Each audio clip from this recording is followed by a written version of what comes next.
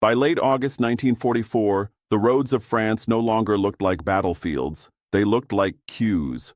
Along highways, farm lanes, and village outskirts, German soldiers stood in long, quiet columns, hands raised, weapons stacked, waiting patiently for an enemy that had already passed them.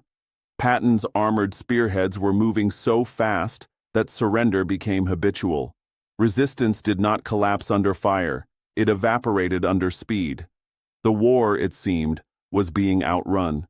But victory did not arrive alone. It arrived dragging responsibility behind it. Every surrendered man had to be guarded. Every group had to be fed. Every column had to be marched rearward, counted, recounted, recorded. Military police were pulled from the front. Trucks were reassigned. Roads meant for gasoline flowed instead with prisoners. The fighting did not stop to allow this work. It demanded that it be done while the advance continued, while bridges still stood and German confusion could still be exploited. Then the advance began to hesitate. Not because of enemy fire, not because of ambush or resistance, but because fuel gauges slid toward empty. Third Army's tanks rolled to a stop at crossroads they had seized only hours earlier. Engines idled, then fell silent. Recon units stared down open roads that led straight into opportunity, but opportunity could not be reached on fumes. The front had not been beaten. It had been starved. In Eisenhower's headquarters, the reports read differently than they did at the tip of the spear. Maps still showed sweeping arrows racing east, but beneath them sat tables and figures that told the truth of modern war. Prisoners required transport. Transport consumed fuel. Fuel depended on ports, trucks, tires, schedules, and time. Triumph, viewed through logistics, revealed its hidden cost. Eisenhower understood the paradox immediately. Prisoners and gasoline were not separate problems. They were the same problem, dressed in different uniforms. Patton's cables cut through the system with characteristic bluntness. The enemy was broken. The enemy was running. History had opened a narrow door, and speed was the key. Give him gasoline, and he would end the campaign before Germany could recover its balance. Speed now, he argued, would save blood later. But Eisenhower faced a question no battlefield charge could answer. Fuel was finite. The front was wide. Every army believed it was winning, and every victory demanded to be sustained. To feed one advance meant restraining another. And so the central irony hardened into fact. Patton had captured an army. And in doing so, he had captured the very burden that now immobilized him. Proof that in modern war, even success could bring an army to a halt. For George S. Patton, movement was not merely a tactic, it was a creed. He believed that war rewarded momentum and punished hesitation, that pressure, applied without pause, dissolved an enemy's will faster than shells ever could. Speed denied the opponent time to think, to regroup, to recover dignity. Retreat, if pursued hard enough, would not remain a maneuver. It would become collapse. This belief shaped everything Patton did, and in the summer of 1944, it appeared to be vindicated mile after mile. Prisoners became the visible proof of this philosophy. Columns of captured Germans were counted, logged, and reported upward as evidence that the enemy was finished. The numbers impressed newspapers back home, reassured politicians, and unsettled rival commanders who could not match the pace. To Patton, each surrender confirmed that relentless motion was the purest form of warfare. An enemy who was busy surrendering, he believed, was an enemy who could not reorganize. But modern war keeps its own accounts. Every surrender lengthened the army's tail, the unseen machinery that trailed behind the spearhead. Guards had to be assigned, trucks diverted, rations issued, temporary enclosures built, forms filled out in duplicate, then triplicate. Victory did not simply advance forward, it spread sideways into administration, into logistics, into tasks that consumed time and manpower without firing a shot. The faster Patton moved, the more this machinery swelled behind him. At the front, The cost was felt in small, almost invisible moments. An exhausted infantryman, expecting to advance again at dawn, was instead ordered to fall out and march prisoners to the rear. One rifle disappeared from the line, then another. The front did not collapse, but it thinned quietly to support the statistics of success. What looked like dominance on a situation report translated, at ground level, into absence. Patton saw prisoners as symptoms. They proved the enemy was sick, perhaps terminally so. Logisticians saw them differently. To them, prisoners were weight, measured in meals, miles, guards, and fuel. Each man captured was a responsibility that followed the army like a shadow, drawing resources away from the very speed that had produced him. From above, Eisenhower watched the pattern begin to harden. Tactical brilliance was generating operational strain. Success was no longer free. It demanded structure, balance, and restraint, qualities that movement alone could not supply. The system was absorbing victory, but it was beginning to groan under the load. And slowly, almost imperceptibly, a truth emerged that defined modern war. Winning did not simplify the campaign, it complicated it. Triumph, once achieved, did not end the work. It multiplied it, and the men racing forward were about to learn that momentum had a cost the enemy did not have to impose. Dwight D. Eisenhower's war was fought at a different altitude. While commanders at the front measured success in miles and crossings, Eisenhower measured it in balance. He commanded not a single army, but a coalition, Americans, British, Canadians, and others bound together by necessity rather than habit. Each brought its own doctrine, pride, and political weight. His task was not simply to win battles, but to keep the entire structure aligned long enough for victory to be sustained. In that structure, fuel was not a prize to be awarded for boldness. It was policy. And policy, Eisenhower believed, could not be shaped by personality, however brilliant. Gasoline did not exist to reward speed. It existed to preserve coherence across the front.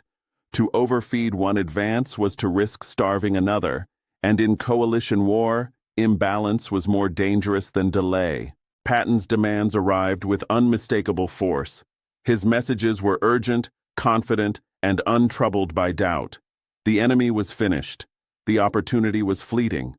With sufficient fuel, he insisted, the war could be driven to a conclusion before Germany regained its footing. Speed, in his calculus, was not just an advantage. It was destiny asserting itself. Eisenhower did not dismiss the argument. He admired aggression. He understood exploitation. But admiration was not obedience. He refused to let a single thrust, however spectacular, gamble the entire campaign. War at this scale could not be wagered on one man's momentum. It had to be governed, restrained, and sustained. Inside headquarters, the difference was visible in quiet rituals. Staff officers sketched bold arrows racing east across maps, imagining what might be seized tomorrow. Then the fuel tables arrived. Consumption figures replaced optimism. The arrows were shortened, shifted, sometimes erased altogether. The mathematics of supply spoke in a language enthusiasm could not override. It was here that the first sober truth settled in. Speed did not merely advance the front. It devoured fuel at a rate that erased margin for error. Every mile gained tightened the noose around the supply system. Every success reduced flexibility.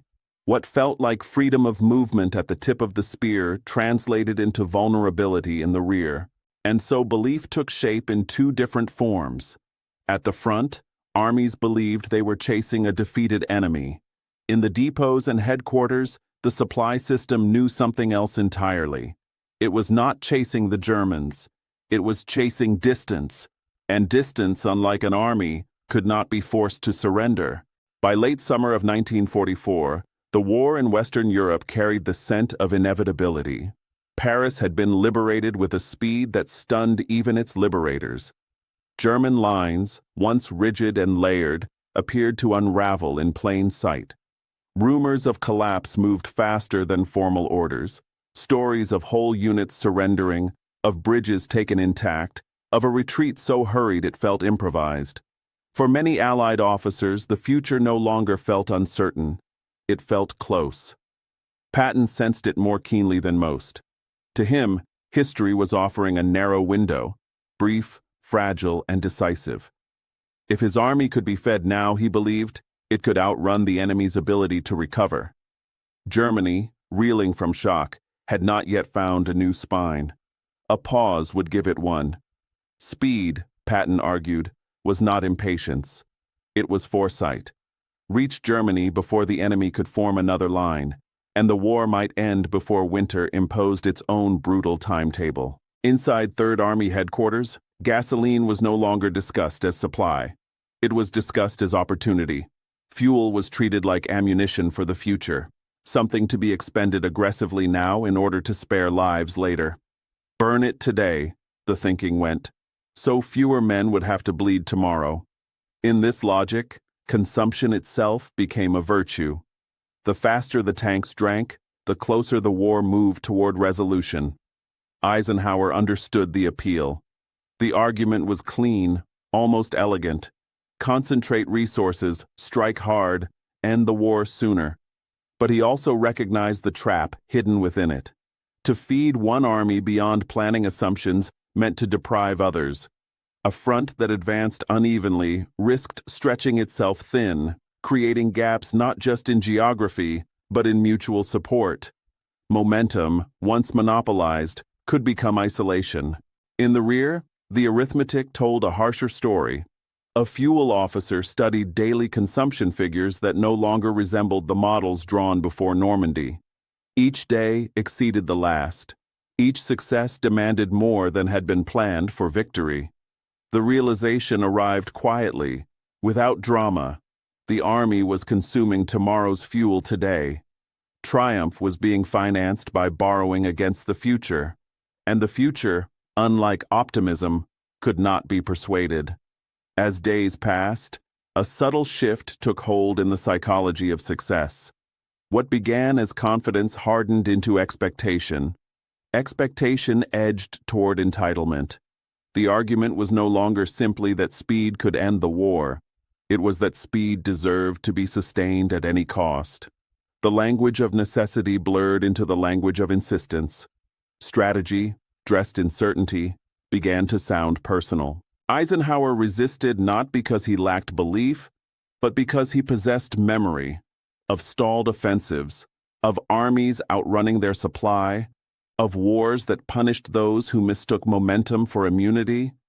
He knew that concentrated fuel could create brilliance at one point, but fragility everywhere else. The enemy, he also knew, still had a vote. And that was the danger of the moment. As long as the Germans were running, the future felt pliable. Every mile gained reinforced the illusion that collapse was permanent. But beneath the optimism lay a quiet truth the war had taught before. Retreat is not surrender. The enemy would eventually stop running. When that happened, the cost of just one more push would no longer be measured in fuel alone, and the Allies would discover whether belief had outrun reality. By early September 1944, the Third Army was no longer just advancing, it was absorbing. Prisoners arrived in numbers that exceeded forecasts and strained categories. Entire units surrendered in formation. Stragglers emerged from hedgerows. Broken formations dissolved into individuals who no longer knew where their front line had gone. Success was now measured not only in ground taken, but in human volume. Tens of thousands of men flowing rearward under guard. Each captive carried a cost that did not appear on tactical maps. Guards had to be assigned, and each guard meant a rifle no longer pointing forward. Prisoner columns had to be marched, fed, sheltered, and supervised. Every mile walked backward consumed time that could not be recovered. Every convoy reassigned meant one less truck hauling fuel toward the front. The spearhead did not break, but it grew lighter, increment by increment, to support what it had seized. Patton viewed this stream of captives as confirmation. Prisoners were trophies of speed, evidence that relentless motion was shattering the enemy's will faster than firepower ever could. To him, surrender proved the Germans were finished. And if they were finished, the answer seemed obvious: concentrate fuel, press harder, and turn disintegration into final collapse. Eisenhower saw the same columns and drew a different conclusion. Prisoners to him were not symbols. They were obligations. Each man captured became a logistical responsibility that followed the army like a shadow. Feeding the enemy in modern war was not charity. It was part of the cost of defeating him. Victory did not end responsibility. It expanded it.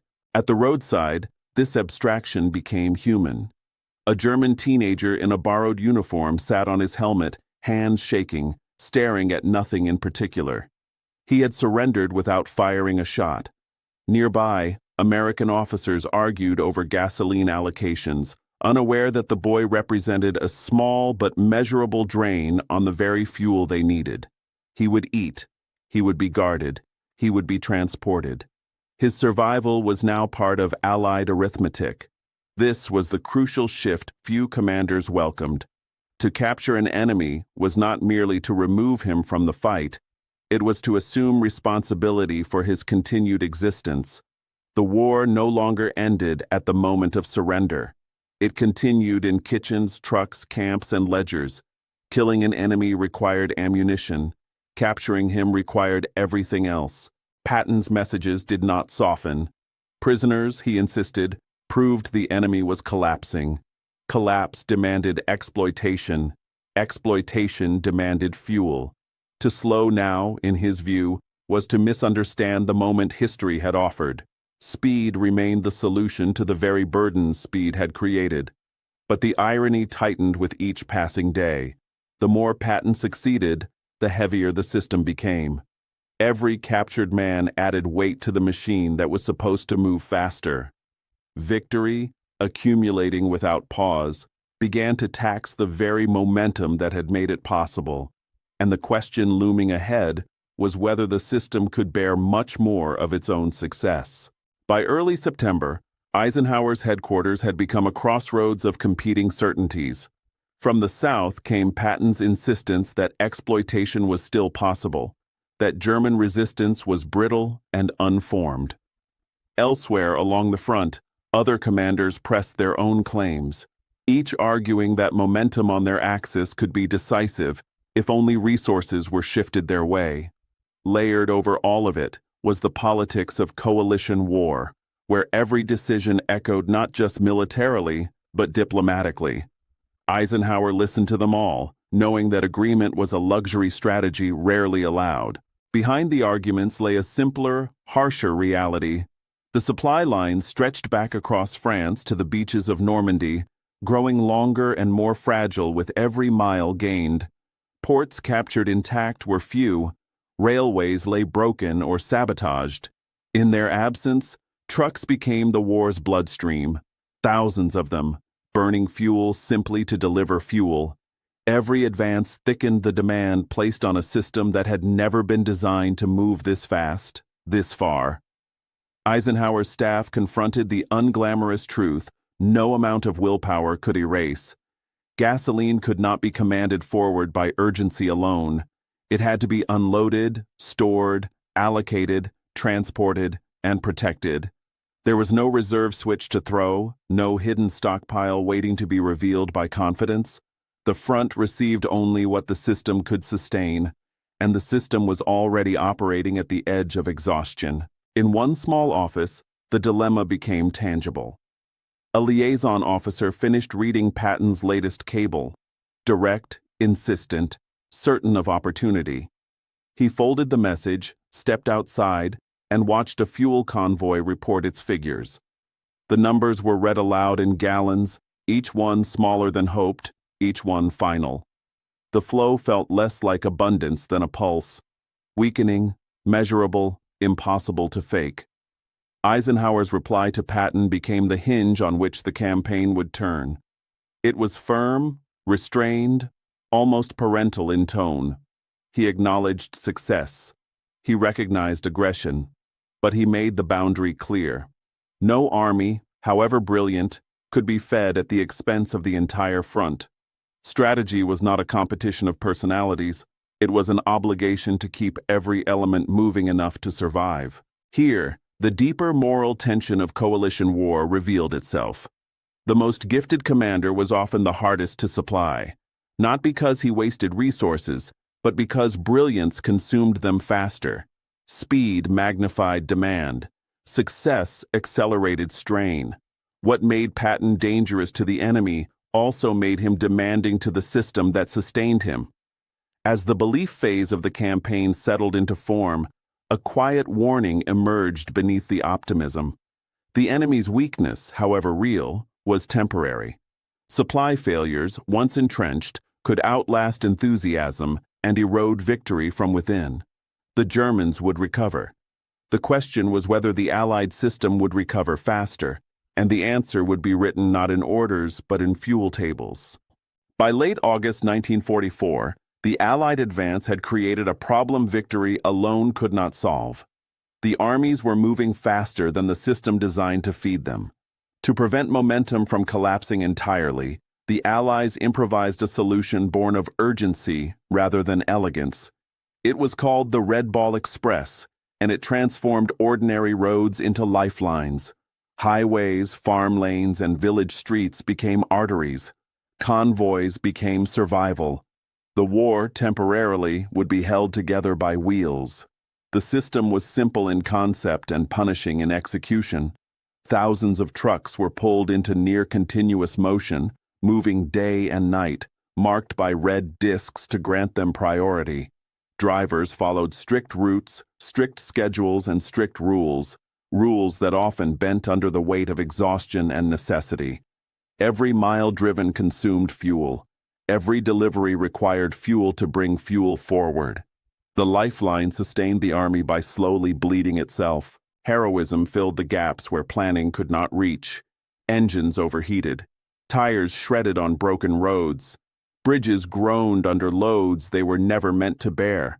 Drivers slept in their seats when they slept at all. Traffic accidents multiplied as fatigue blurred judgment and night erased depth. The Red Ball Express worked not because it was efficient, but because it refused to stop. It was heroic and dangerously fragile. At the far end of this pipeline, Patton spearheads waited. Tanks sat nose forward on open roads, engines idling or shut down entirely, like predators restrained by an invisible chain. Reconnaissance units reported opportunities they could see but not reach. The distance between supply and demand was no longer theoretical. It was measured in hours, gallons, and missed chances. Speed, once Patton's greatest ally, now mocked him with stillness. In one truck cab, the war narrowed to a single task. A driver pushed through the night on black coffee and borrowed courage, eyes burning, hands numb on the wheel. He did not know the unit that would receive his cargo. He did not know the men whose lives depended on it. But he knew that if he failed, if the engine died or he fell asleep, someone at the front would pay for it tomorrow. In this war, logistics had faces, even if they were rarely seen. Eisenhower began to understand supply differently. It was no longer merely support, something that followed decisions already made. It was command, expressed in another language. Roads dictated tempo. Convoys shaped opportunity. Fuel tables imposed limits no amount of confidence could erase. The Red Ball Express did not simply feed the front, it governed it, quietly asserting authority over ambition. Patton, unwilling to accept stillness, pressed harder. Units were reassigned, priorities were challenged, corners were cut, demands multiplied. He asked the system to perform miracles because his doctrine required it to. For a time, it seemed to work. Trucks kept rolling. Fuel arrived just often enough to sustain hope. But the margins shrank with every improvisation. What could not be planned had to be endured, and endurance has limits. The cost of improvisation accumulated invisibly. Maintenance schedules slipped. Drivers broke down. Vehicles were pushed past tolerances they could not sustain indefinitely. Every shortcut borrowed against the future reliability of the system. The Red Ball Express was keeping the war alive, but it was doing so by consuming itself mile by mile. Gradually, the listener is forced to revise their understanding of where the war is being fought. Not only at river crossings and fortified towns, not only at headquarters tables or armored thrusts. The decisive struggle now ran along asphalt and gravel, through villages that would never appear in communiques, over roads scarred by constant weight. The front existed because these roads held. When they failed, so did momentum. The revelation settled in without fanfare. This was no longer a campaign decided solely by maneuver or firepower. It was a contest of throughput, endurance, and coordination. Rivers could be crossed, enemies could be broken, but the road, relentless, finite, and unforgiving, would decide how far victory could travel. And as convoys ground forward through the night, burning fuel to deliver fuel, one truth became unavoidable. The war was now being fought as much on roads as on rivers, and the next argument would be over how much strain those roads could still endure. To Patton, the equation was brutally simple. Give him fuel now, and he would give the Allies time later. Every gallon poured into his tanks, he argued, was an investment, one that would spare months of grinding combat, frozen rivers, and fortified towns still waiting beyond the horizon. Space could be traded for time. Momentum could be converted into finality. It was not recklessness in his mind, but arithmetic. Eisenhower did not reject the logic outright. He understood it too well. History was full of moments when speed, properly sustained, had ended wars early. But Eisenhower also understood the danger hidden inside the proposal. If Patton outran his supply and collided with a reorganized enemy, the gamble would not merely stall, it would collapse. A spearhead without depth was not an advantage. It was a liability waiting to be cut off. By early September, signs of recovery appeared on the German side. Retreat began to stiffen into defense. Units that had fled in disorder now dug in along rivers, ridgelines, and fortified towns. The enemy was no longer simply falling back, it was choosing where to stop. Speed, once unopposed, now encountered friction. The war reminded everyone that it still had edges. At the front, this reality was felt in quiet, unheroic moments. An American tank crew spread a map across the hull, tracing roads that still pointed east.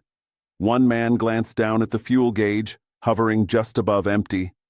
The map promised movement. The gauge promised truth. Without discussion, they understood which one would decide the day. In modern war, optimism could be sketched. Fuel could not. Inside Third Army headquarters, pressure intensified. Fuel was no longer treated as a neutral commodity to be distributed. It was treated as a weapon, something to be seized by argument, urgency, and personality. Patton's staff pressed every channel, bargained, improvised, and leaned hard on the edges of procedure. Allocation began to feel negotiable. Discipline began to bend beneath the weight of conviction. This attitude unsettled Eisenhower more than any single request. Restraint, he knew, was not passivity. It was coherence. The campaign did not exist to fulfill one man's vision, however compelling. It existed to keep multiple armies moving, supplied, and mutually supporting. To indulge impatience at one point risked paralysis elsewhere. Eisenhower's refusal was not indecision. It was an insistence that the front remain a system, not a collection of impulses. The tension sharpened with each passing day. Patton's ambition grew more urgent precisely as the system grew more fragile. Every mile advanced consumed more fuel than the last. Every success narrowed the margin for error. What had once felt like freedom of maneuver now resembled exposure. Speed no longer guaranteed safety. It demanded protection the system struggled to provide. German resistance, though still inferior, gained confidence from Allied pauses. Time, denied to them weeks earlier, now returned in small but meaningful increments. Trenches deepened, guns were registered, defensive lines hardened. The window Patton feared closing did not slam shut, but it narrowed, and narrowing windows concentrate pressure. Eisenhower absorbed the frustration directed at him from multiple directions. He accepted it as part of command. His task was not to satisfy brilliance, but to prevent disaster. A stalled army could recover. A shattered supply system could not. He chose continuity over spectacle, knowing that restraint rarely looked decisive in the moment, but often proved decisive in retrospect. As the friction mounted, the central conflict of the campaign came into focus. Patton believed war could be finished by willpower applied at speed. Eisenhower believed war ended when systems endured longer than enemies. Both men were right in part. Both were constrained by realities neither fully controlled, and so the pressure built, quietly but relentlessly. Patton pushed harder. The system strained further. The enemy adapted. What lay ahead was no longer a question of opportunity, but of endurance, and the coming test would reveal whether ambition or coherence could survive the next collision between speed and supply. Lorraine did not welcome speed. The landscape hardened, and with it, the war. Rolling ground gave way to rivers, ridgelines, and towns shaped by centuries of defense. Here, Patton's advance no longer dissolved the enemy by motion alone. German units, battered but not broken, began to choose their ground. Retreat slowed. Resistance thickened. Momentum, once effortless, became expensive. The Moselle River marked the change more clearly than any report. Its crossings were few, its banks watched, its approaches fortified. What had once been a race now became a contest measured in engineers, artillery preparation, and patience. Speed, Patton's favored instrument, was forced into a role it was never meant to play. Instead of collapse, there was attrition. Instead of movement, there was grinding effort. Exactly the kind of battle Patton's doctrine sought to avoid. Fuel shortages now cut deeper than mechanics. They cut into morale and perception. Pauses that might once have been accepted as prudent began to feel like betrayal. Stillness felt unnatural, almost immoral. Commanders accustomed to motion experienced delay as failure, even when delay was imposed by reality rather than choice. In this environment, gasoline became psychological currency. Its absence felt personal. At dusk, the cost was felt in small, quiet scenes. Infantrymen dug in for the night along muddy hedgerows, listening to the metallic presence of tanks nearby. Machines designed to move, now immobilized by empty fuel lines. The engines were silent, but their nearness carried promise. Tomorrow, they told themselves. Tomorrow, the fuel would arrive.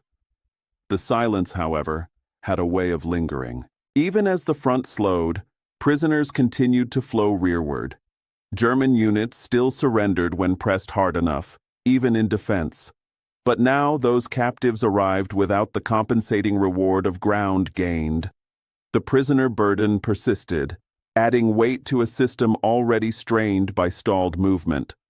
Victory continued to generate responsibility, even as progress narrowed. Eisenhower's earlier caution began to look less like constraint and more like foresight. The sprint he had warned against had reached its natural limit. Distance, terrain, enemy adaptation, and logistics converged to impose a pause that no amount of will could erase. What Patton experienced as obstruction, Eisenhower recognized as inevitability. No army could move at full speed indefinitely, not against geography, not against resistance, and not against its own supply. For Patton, the psychological toll was sharp. He feared stillness more than casualties. Being stopped suggested lost initiative, lost opportunity, lost history. Every hour without movement felt like a door closing somewhere ahead. Yet the war was teaching a harder lesson. Initiative could be preserved only if the system supporting it remained intact.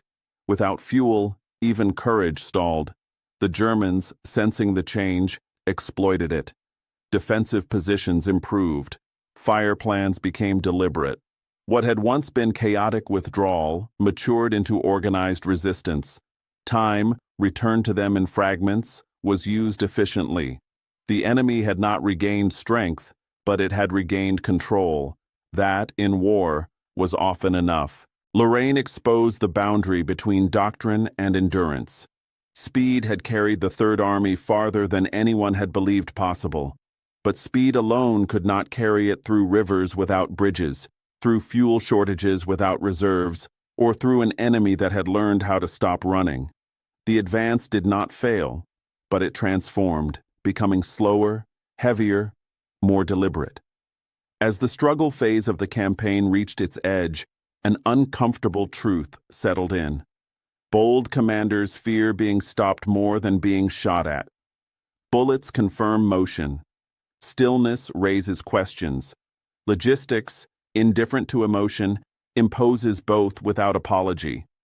And in Lorraine, as tanks waited and rivers held, it became clear that the next phase of the war would not be decided by how fast Patton could move, but by how much strain the Allied system could endure when speed was no longer possible. The demand arrived again, stripped of ceremony and thick with urgency. Patton wanted more fuel, more priority, more latitude, more permission to finish the war the way he believed it should be finished. The enemy was no longer collapsing, but Patton insisted the opportunity had not vanished. It was merely narrowing. Feed him now, he argued, and the narrowing could still be forced open. Delay to him was not caution. It was surrender to inertia. Eisenhower read the request without surprise.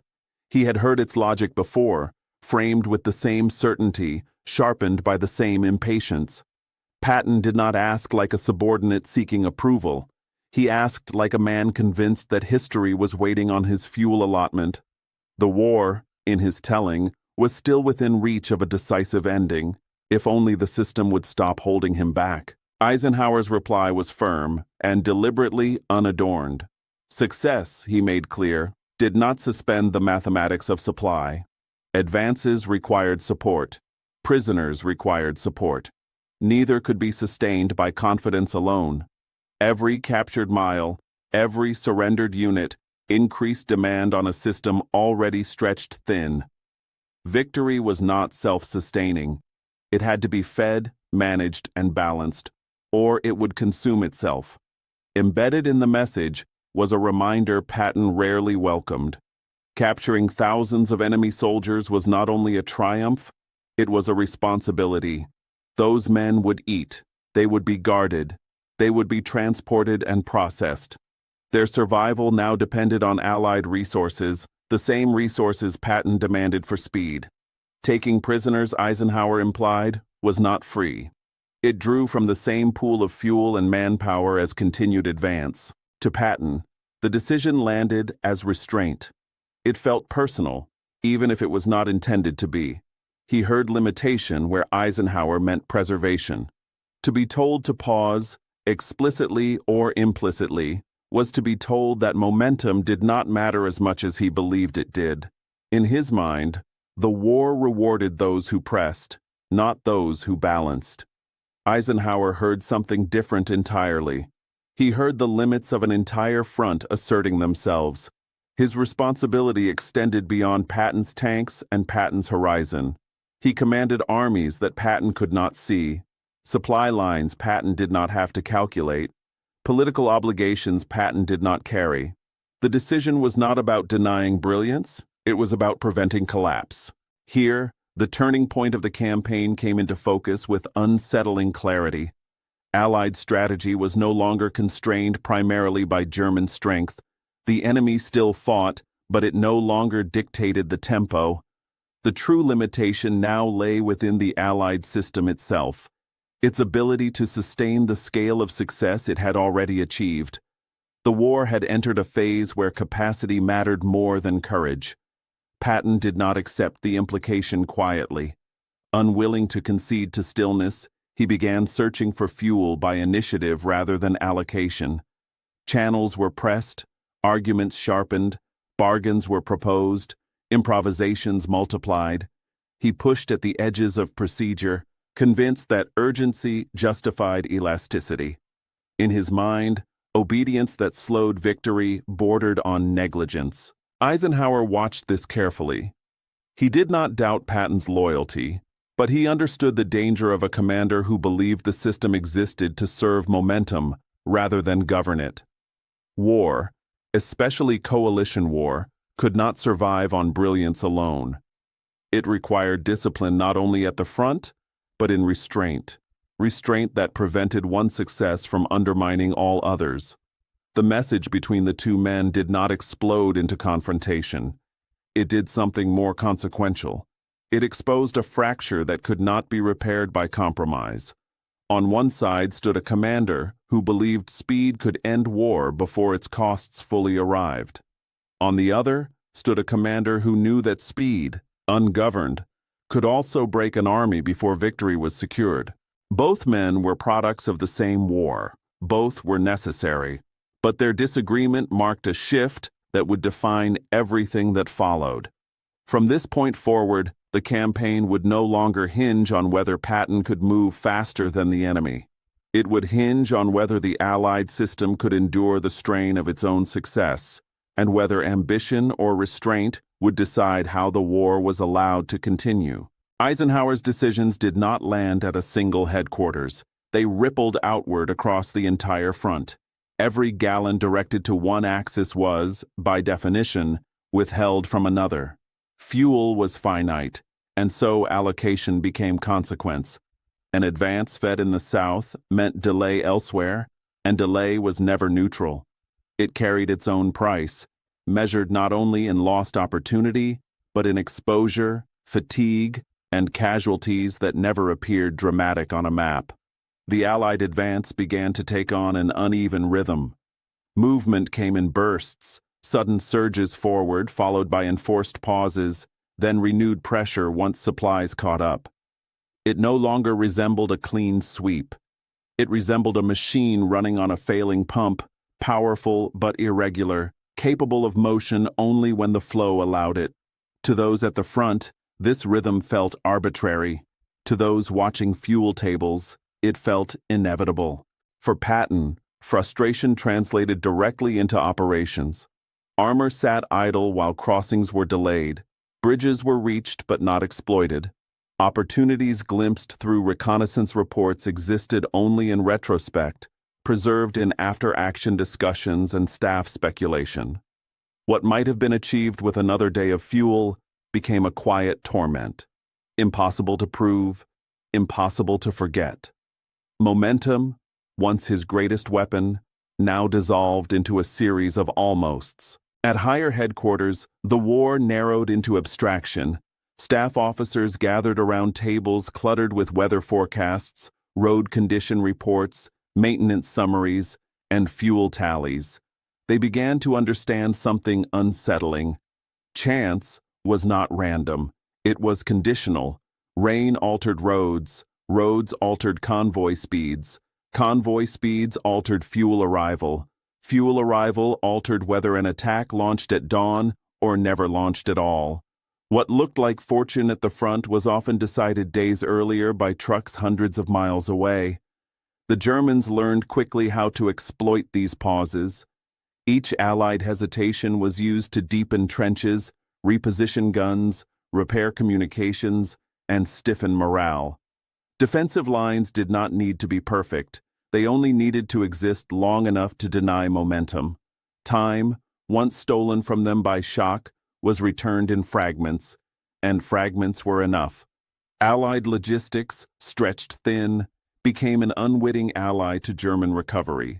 This was not a failure of courage or competence. It was the natural consequence of scale. The Allies had outrun the infrastructure meant to support them. Ports lagged behind the front. Railways remained broken. Trucks bore loads they were never designed to carry for such distances. Every pause was exploited by the enemy because every pause revealed the limits of Allied sustainment. Eisenhower felt the weight of this more acutely than anyone. Each allocation decision meant choosing who would move and who would wait. There was no option that did not disappoint someone. To satisfy Patton fully would mean risking stagnation elsewhere. To spread resources evenly would mean denying any one commander the decisive thrust he desired. Leadership at this level was not about pleasing talent, it was about protecting the whole. The moral test lay in the imbalance of visibility. Patton's frustration was immediate, vocal, and attached to a known face. The consequences Eisenhower guarded against were abstract. Armies he would never visit, units whose names would never appear in headlines, men whose survival depended on a system functioning quietly in the background. To protect them, Eisenhower had to accept anger in the present to avoid catastrophe later. The front, meanwhile, reflected the tension. Bursts of Allied pressure alternated with German consolidation. Neither side collapsed. Neither side surged decisively. The war entered a phase of constrained motion, where success depended less on daring maneuvers than on endurance and coordination. Personality mattered less than persistence. Systems mattered more than speeches. Patton continued to press, convinced that boldness could still tip the balance. Eisenhower continued to restrain, convinced that collapse came not from caution, but from overreach. Their disagreement was not personal, it was structural. It reflected two truths of modern war that rarely align at the same moment. As the climax of the campaign approached, one reality became unavoidable. The war would not be decided by who wanted victory more. It would not be decided by who moved first or spoke loudest. It would be decided by which system could keep moving when movement became difficult, by which coalition could absorb strain without breaking. And across the front, as one army drank deeply and another waited, the lesson hardened into fact. Wars of this scale do not end by personality. They end when the machinery of victory can continue to function after brilliance has exhausted itself. By autumn 1944, the dream of ending the war quickly began to thin and fade. The front hardened. What had once felt like pursuit became a sequence of deliberate crossings, fortified towns, and measured advances planned with winter already in mind. The campaign slowed, not because the Allies had lost strength, but because the war had entered a phase where strength alone no longer decided outcomes. Momentum gave way to method. For Patton, this was the moment where belief collided with reality. Speed had carried his army across France with astonishing effect, but speed did not command the battlefield by decree. The enemy decided when it would be allowed. German forces, no longer in flight, chose their ground carefully. Rivers were defended, fortifications were manned. Resistance no longer dissolved under pressure, it absorbed it. The war reminded everyone that movement was a privilege granted by circumstance, not a permanent condition. Victory continued to accumulate, but so did its weight. Prisoners still arrived in steady numbers, each one alive, accounted for, and demanding care. Camps expanded, guards were assigned, paperwork multiplied.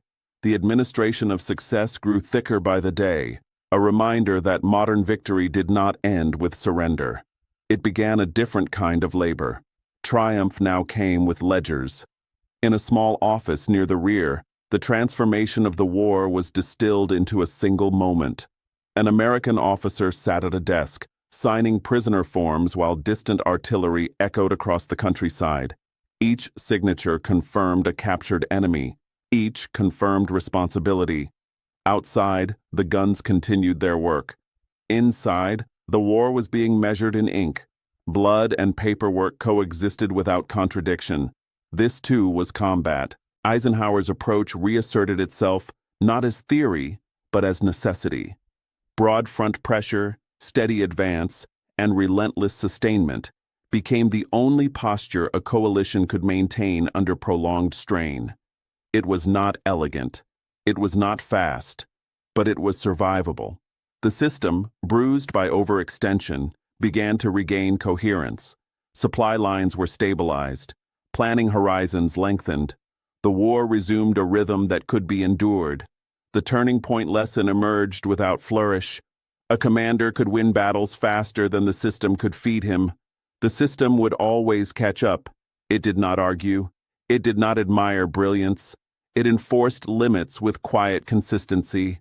Those who ignored it were not punished immediately, but they were punished eventually when speed gave way to stillness and improvisation gave way to shortage. Patton did not lose his edge, but the environment that had rewarded it no longer existed. His energy remained formidable, his demands unchanged, but the campaign had moved beyond the moment where audacity alone could compress time. What remained was the long work of breaking a capable enemy without breaking the coalition doing the fighting. That work demanded patience more than inspiration. As weeks passed, preparations shifted toward winter. Fuel became more precious with falling temperatures. Engines consumed more. Roads deteriorated. The margin for error narrowed further. Impatience, once a virtue of exploitation, became a danger. Every rushed decision risked compounding shortages that cold weather would magnify. The cost of miscalculation rose as the days shortened. The reckoning was not dramatic. It did not arrive as defeat or triumph. It arrived as acceptance. The Allies recognized that the war they were now fighting was not the one they had imagined in August. It would not end with a dash to the Rhine. It would end with methodical pressure applied over time, sustained by systems that could absorb loss and keep moving anyway. This was not failure. It was maturation. The campaign did not abandon speed. It placed it within boundaries. It did not reject boldness. It subordinated it to endurance. The war demanded to be relearned under new conditions, and those who adapted would continue to advance. As the front settled into its winter posture, one truth became unavoidable. Fuel would decide tempo, supply would decide possibility, and impatience, once the engine of success, would now be the most dangerous liability of all. George S. Patton's brilliance was never in doubt. Few commanders in modern war possessed his instinct for exploitation, his ability to sense weakness and convert it into motion before an enemy could recover. He was, at his best, an accelerant, designed to be applied at moments of rupture, to turn breach into collapse. But the campaign of 1944 forced a difficult distinction into the open. Patton was an instrument of speed. He was not a substitute for supply doctrine, and no amount of brilliance could make him one. Patton believed deeply in willpower, not as a slogan, but as a force capable of bending reality. He trusted confidence, pressure, and momentum to overcome obstacles that others accepted as limits. This belief had served him well in battle, but it revealed a deeper and very human trait: the conviction that determination, if applied hard enough, could dominate material constraints. Logistics, to Patton, felt like a problem to be solved by insistence rather than structure. Inside Third Army headquarters, this tension played out quietly. Staff officers ran calculations not only on what was, but on what might have been. They measured distances that could have been covered, towns that might have fallen, rivers that perhaps could have been crossed, if fuel had arrived on time. These exercises were not official planning. They were acts of imagination. The war gained a second battlefield, fought in margins and memory, where opportunity always seemed just one decision away. But imagination, unlike fuel, could not move tanks. Eisenhower's restraint, once criticized as caution, began to appear in a different light. He was not suppressing brilliance. He was absorbing risk on behalf of a coalition. His responsibility was not to maximize one commander's success, but to ensure that no single failure could unravel the entire front. He commanded not only armies, but relationships, between nations, between doctrines, between supply systems that could not be willed into harmony. In this context, restraint became moral responsibility. Eisenhower understood that leadership at scale meant disappointing talented subordinates in order to protect unseen millions. His decisions were not about denying momentum, They were about preventing catastrophe that would only become visible once it was irreversible. Where Patton saw delay, Eisenhower saw survival. The prisoner question returned again, quietly but persistently. Victory created obligations that rhetoric could not erase. Every surrendered soldier had to be fed, guarded, moved, and processed. These obligations did not pause because the front demanded speed. They followed the army relentlessly, shaping what could and could not be done next. Strategy was not written only in plans and speeches. It was written in kitchens, transport columns, and holding areas filled with men who were no longer enemies, but not yet free. The audience is often shown war through those who fight it, less often through those who sustain it. Yet behind every advance stood an invisible army, drivers running endless routes, quartermasters counting dwindling stocks, military police escorting columns of prisoners, clerks maintaining records that decided where resources flowed. These men rarely appeared in after-action reports, but they determined whether those reports could exist at all. Their work decided whether genius could be expressed or merely imagined. Patton's frustration, seen in this light, becomes understandable but incomplete. He was built to exploit moments, not to manage systems. His talents demanded abundance, of fuel, of freedom, of flexibility. When those conditions vanished, his genius did not disappear, but it lost its leverage. What had once been decisive became demanding. What had once solved problems began to create them. Modern war, the campaign revealed, does not reward brilliance in isolation. It rewards cooperation between brilliance and structure. Genius that refuses to acknowledge limits does not remain heroic indefinitely. It becomes friction. It demands more than the system can give, and in doing so, threatens to consume the very foundation it depends upon. This was not Patton's failure. It was the boundary of his design. He was never meant to replace the machinery of war. He was meant to operate within it, at moments when speed could be fed and sustained. When the machinery strained, his style became harder to support, not because it was wrong, but because it was expensive. The lesson, emerging without accusation, was sobering. Confidence could drive men forward. It could not drive trucks beyond their range. Willpower could inspire action. It could not manufacture fuel. The system, indifferent to reputation, enforced these truths with quiet consistency. As the campaign moved forward, the image of Patton shifted, not diminished, but clarified. He remained one of the war's most formidable commanders. But he was no longer misunderstood as its solution. He was a force that required balance, context, and restraint to be effective. And so the reflection settled where modern war always leads. Genius is indispensable, but insufficient. When it cooperates with systems, it can shorten wars. When it challenges them, it becomes a liability. Victory, in the end, belongs not to the boldest will alone, but to the structure strong enough to carry it without breaking. The fuel crisis of late 1944 did not pass without leaving a mark. It hardened into doctrine.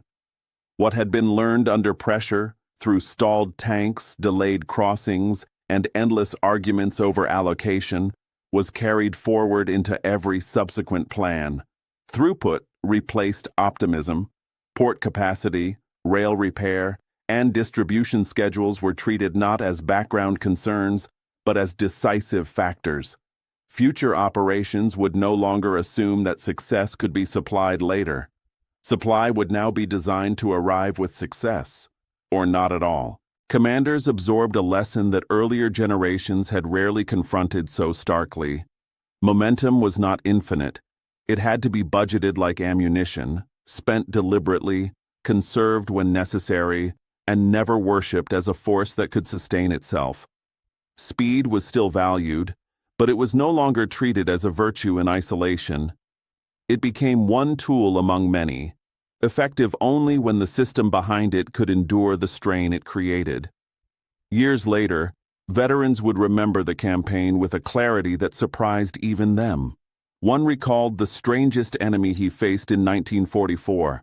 Not German armor, not artillery, empty jerry cans. They sat in neat rows beside roads and depots, mute reminders that courage without fuel was stillness. The memory endured because it revealed a truth rarely celebrated, that modern war could be halted not by resistance alone, but by absence. The burden of prisoners was folded into this new understanding. Capturing the enemy was no longer treated as an abstract good. It was planned for, resourced, and accounted for. Victory was redefined not only as killing or advancing, but as processing surrender without breaking the front that made surrender possible. Camps, transport, guards, and rations became elements of strategy, not afterthoughts.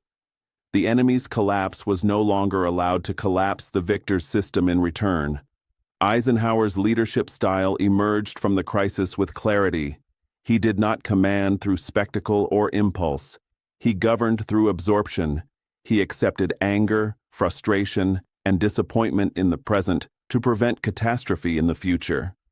His calm decisions rarely satisfied those closest to the moment, but they preserved coherence across distances and differences that few others could even see. In coalition war, patience was not weakness, it was insurance. Patton's style, too, came into sharper focus. His aggressive motion produced extraordinary gains when conditions allowed it. He could convert opportunity into outcome faster than almost any commander of his era. But that brilliance demanded extraordinary resources. Speed magnified consumption. Exploitation accelerated strain. His genius was not diminished by this recognition. It was defined by it. He was most effective when paired with a system capable of feeding his momentum, and most dangerous when that system was forced to bend too far. The Allies did not abandon boldness after the fuel crisis. They refined it. Future advances were planned with deeper logistical foundations, shorter lines, and greater redundancy. Ports were prioritized. Railways repaired with urgency equal to frontline needs. The machinery of war was no longer treated as secondary to maneuver. It was recognized as maneuver's prerequisite. The crisis also reshaped how success was measured. No longer solely in miles advanced or enemies captured, but in sustainability. Could the army continue tomorrow? Could it continue next week? Could it endure winter? These questions began to matter as much as any breakthrough. The war became less about moments and more about sequences, each one dependent on the last. At its core, the fuel crisis delivered a moral lesson as well as a practical one. The same traits that win wars quickly, confidence, aggression, impatience with limits, can also make wars harder to manage once success begins to accumulate. Victory multiplies responsibility. It creates burdens that ambition alone cannot carry. Without discipline, triumph becomes self-defeating. The Allies emerged from this reckoning not slower, but wiser. They learned that war at this scale was not won by outrunning reality, but by organizing it. Speed remained a weapon, but it was now governed by respect for distance, for systems, and for the unglamorous labor that made every advance possible. As the campaign moved toward its conclusion, this paradox remained unresolved but understood.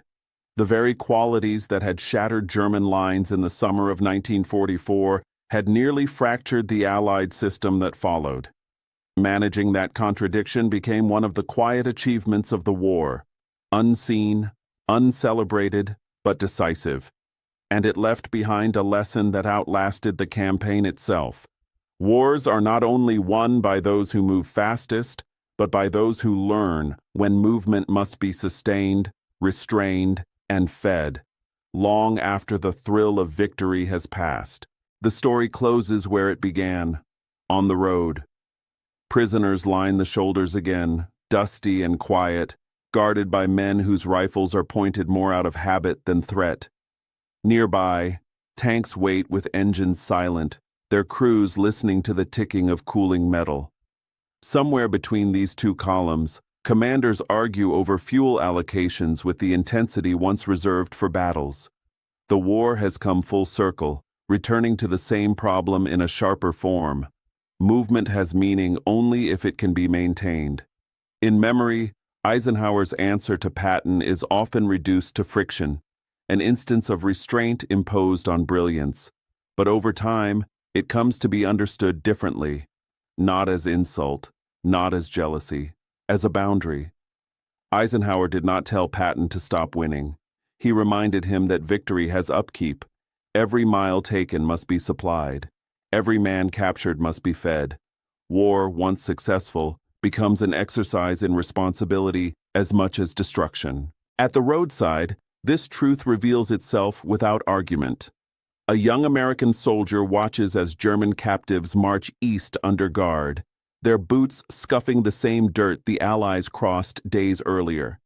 At the same time, Allied trucks grind west, suspensions groaning under loads of fuel and rations.